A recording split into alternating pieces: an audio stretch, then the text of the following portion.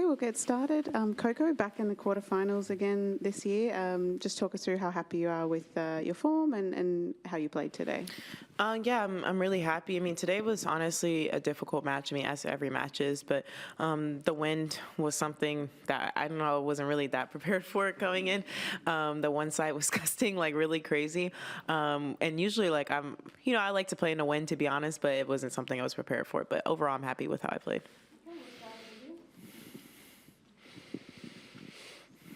Yeah, you were posting a little video of you and Jessie, the one backhand smash, and it's at a communication. I was wondering, I mean, not to bring up age again, but she's a little older than you are, and of course, she has a different background from anybody here, probably in this room. Yes. How do you interact during tournaments? You've been in Madrid for a long time and in Rome for a long time. Yeah, I mean, there's times where there's obviously the age gap isn't noticeable, and then there's a lot of times where I'll be talking to her about something and she has no idea what I'm talking about, usually like a TikTok reference or something, and I'm like, you haven't seen that? She's like, no, and she's not on TikTok. I did get her to finally do a TikTok video with me, but I guess with the on-court dynamic, it feels like as any other partner. Obviously, I used to play with Katie McNally. We're a lot closer in age, but yeah, on the court, I don't really notice it as much. It doesn't really matter. I think for sure there's moments, I think, especially when we first started playing together, that there was moments I would say she was definitely more mature and behavior-wise than me. But off-court is when the difference is noticeable.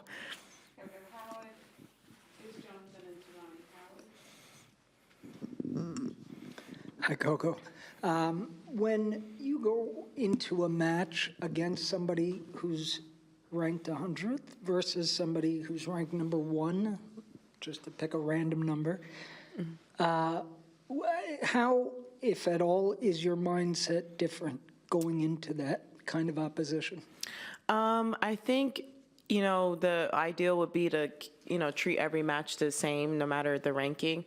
Obviously, I do think in the back of your head, it does come into play where you're playing someone the number 1 compared to someone in the 100 range.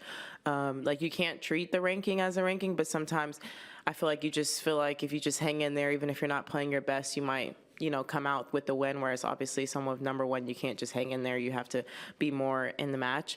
But like, then also you can't approach the match like you're playing someone on the ranking, especially in the Grand Slam, because she is in the second week. She beat the seeds on her draw, her side of the draw, so you can't approach it like that. But I do think for a mental standpoint, it's slightly different. And if I could just ask, what exactly happened with your knee there, and how is it doing now? Oh, it's fine. I just scraped it, and I did it in the match before, also on a different knee. It's something that, I don't know, it reminds me as a kid. I used to always scrape my knee as a kid, and now I've never gone a clay season without scraping my knee. Last year here, I had that crazy fall too. Yeah, it doesn't hurt. I just had the ref asked if I wanted to be cleaned, and I kind of forgot about it, and I looked down and I saw it was bleeding. I was like, oh yeah, it's probably wise if I get it cleaned. I didn't really want it covered, so I ended up taking the cover off. I just, you hear about infections and stuff, so I didn't want that. But yeah, no pain, it's just bleeding.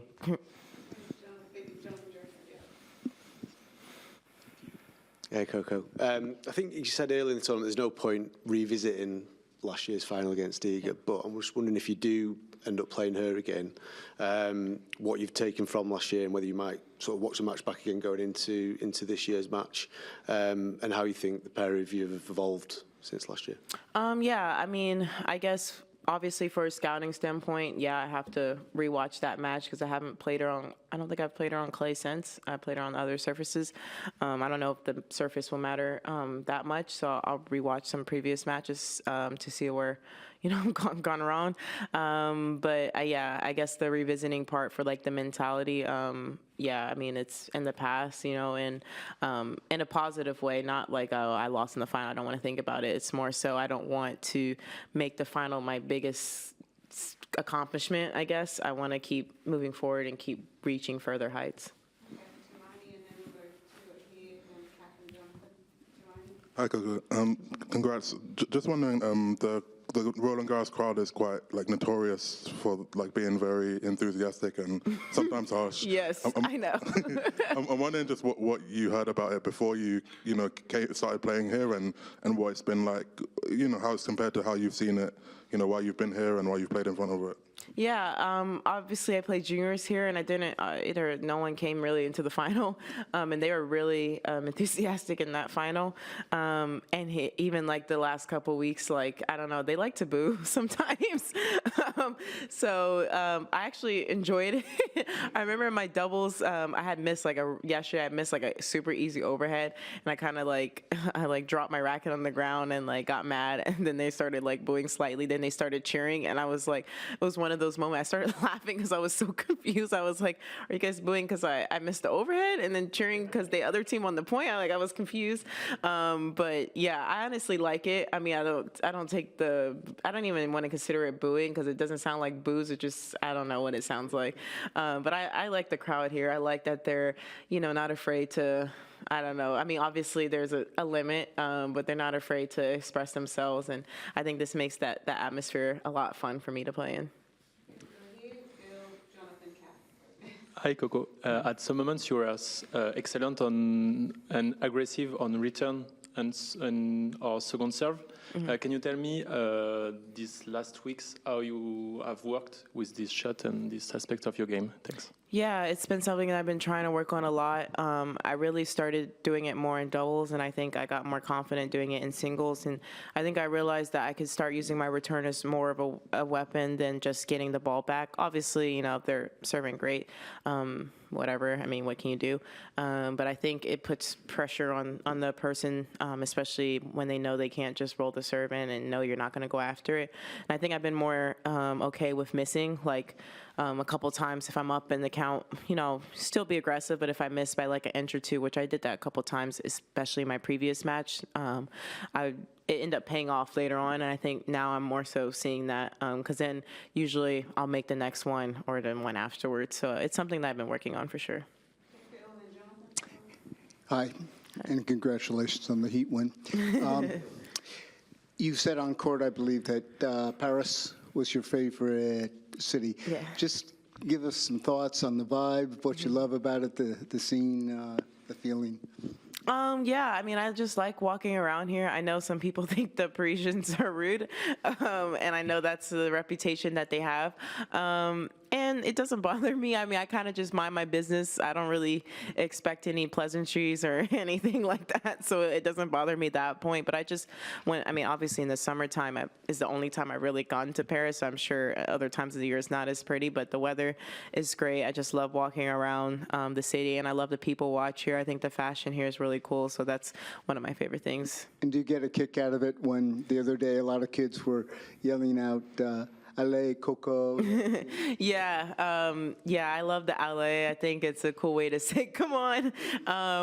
I don't really say it in a match sometimes. Like sometimes in practice matches, if I win a point, like that's funny, I'll say it. But my fitness coach, he's French, and he's been asking me to say Allez for like the longest, and it just doesn't come naturally. But maybe one of these days I'll remember to actually use that part of my French learning language. Okay, well, Jonathan, Kath, and then Howard. Coco, congratulations. Thanks. You've got lots of fans around the world. One of them who's paid you a good luck message is the actor Samuel L. Jackson, who starred in Snakes on a Plane. Do you like snakes? Do you like planes? And how bumpy has the ride been so far at Roland Garros? I haven't seen that movie. I'm a true Gen Zer. I know Samuel, obviously for a lot of his films, but the most prominent I would say for the Marvel films for me. So I haven't seen that movie, but if I like snakes, I mean, they're cool animals. I know they get a bad reputation, but they're pretty. Some of them are pretty, but pretty from afar. And planes, I like to travel. But yeah, Samuel L. Jackson, is a legend, and I really appreciate. I saw that tweet and I freaked out a little bit. I remember he tweeted about me before during the whole Wimbledon run, and that was a cool moment for me. But it's cool to say Nick Fury knows why I exist, and maybe I'm just gonna say I'm canon in the Marvel universe since he tweeted that. Hi, Coco. Congratulations. I'm no technical expert, so please correct me if I'm wrong, but a couple of people do know better than me, remarking that maybe there's a minor technical tweak on the forehand side. Is that right?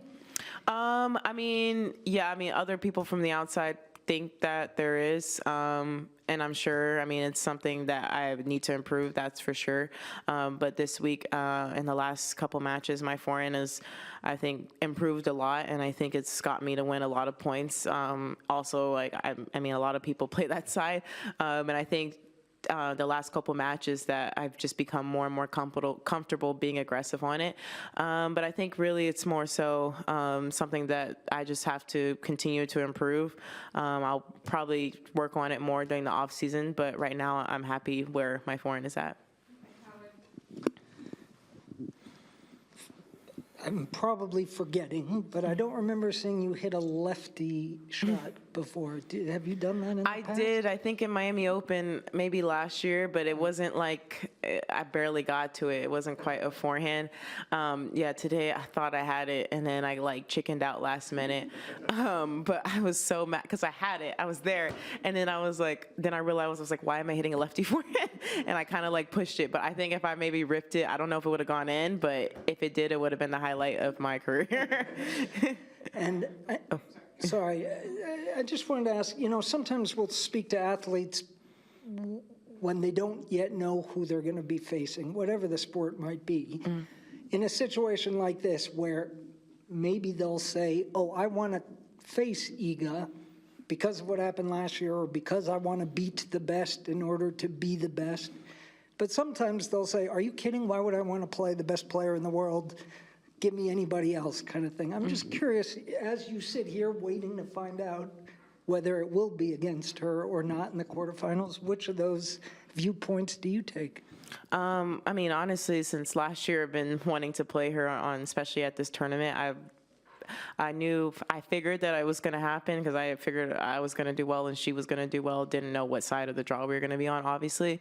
But I'm the type of mentality, if you want to be the best, you have to beat the best. And I think also, like, if you want to improve, you have to play the best. I feel like the way my career has gone so far, if I see a level, and if I'm not quite there at that level, I know I have to improve, and I feel like you don't really know what you have to improve on until you see that level. So I would say out of the two, I mean, I'm pretty sure, you know, I'm not going to put the other opponent now, but the way Iga's form is, I probably will play her.